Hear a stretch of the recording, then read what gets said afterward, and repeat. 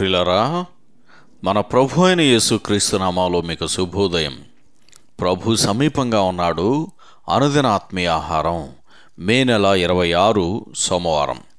నేటి మన ధ్యాన లేఖనం ఇర్మియా గ్రంథం 32వ అధ్యాయం 17వ వచనం.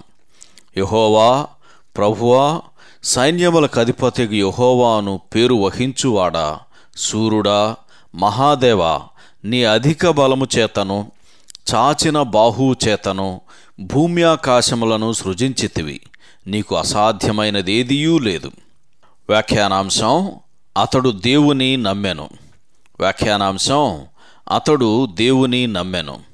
వ్యాఖ్యానం: ఇర్మియా తనలో తాను కలత చెంది యెహోవాకు చేసిన ప్రార్థనలో ఈ గొప్ప మాటలతో మొరపెట్టాడు. ఇర్మియా ప్రవక్త యొక్క ప్రార్థన, దానికి యెహోవా ఇచ్చిన జవాబును మనం సరిగా అర్థం చేసుకోవాలంటే ఈ వచనాలు తీసుకొనబడిన అధ్యాయం మొత్తం చదవడం అవసరం. మన ముందున్న నేటి ధ్యాన వచనం అలసిపోయి కలత చెందిన హృదయానికి లోతైన ప్రోత్సాహాన్ని కలిగిస్తుంది.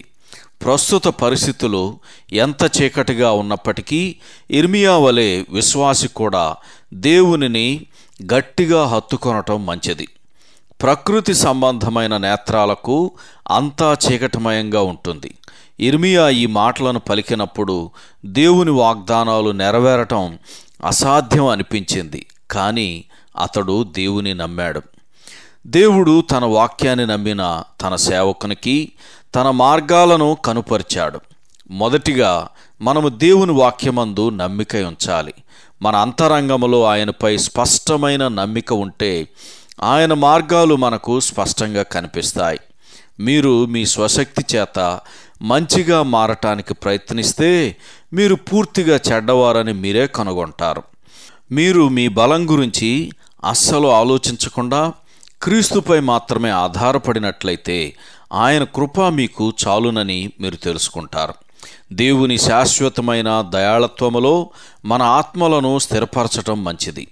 ప్రభువు త్వరలో రాబోచుండగా ఈ కడవరి దినాలలో మన విశ్వాసాన్ని మన ప్రభువు పెంపొందించుగాక. సహోదరుడు ఎమిల్ ఎస్ నాషెడ్. శుభములతో వందనాలు.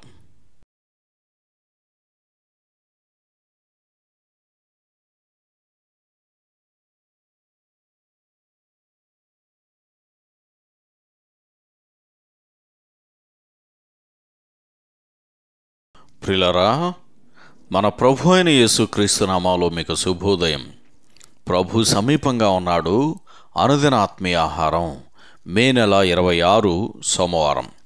నేటి మన ధ్యాన లేఖనం ఇర్మియా గ్రంథం 32వ అధ్యాయం 17వ వచనం.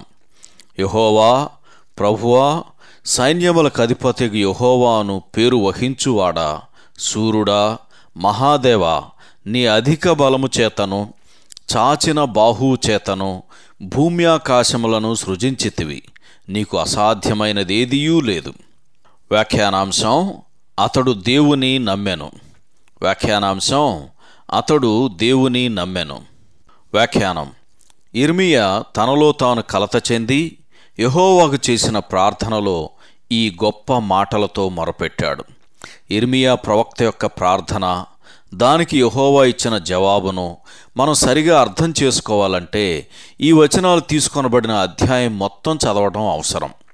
మన ముందున్న నేటి ధ్యాన వచనం అలసిపోయి కలత చెందిన హృదయానికి లోతైన ప్రోత్సాహాన్ని కలిగిస్తుంది. ప్రస్తుత పరిస్థితులు ఎంత చీకటిగా ఉన్నప్పటికీ ఇర్మియా వలె విశ్వాసి కూడా దేవునిని గట్టిగా హత్తుకొనటం మంచిది.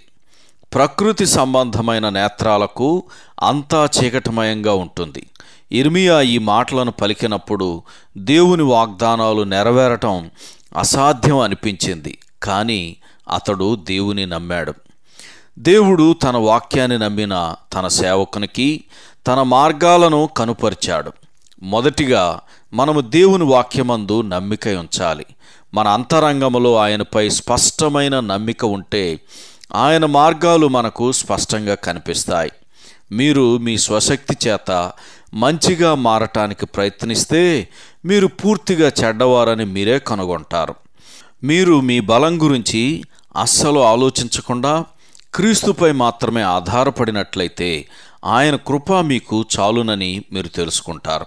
దేవుని శాశ్వతమైన దయాళత్వములో మన ఆత్మలను స్థిరపరచటం మంచిది.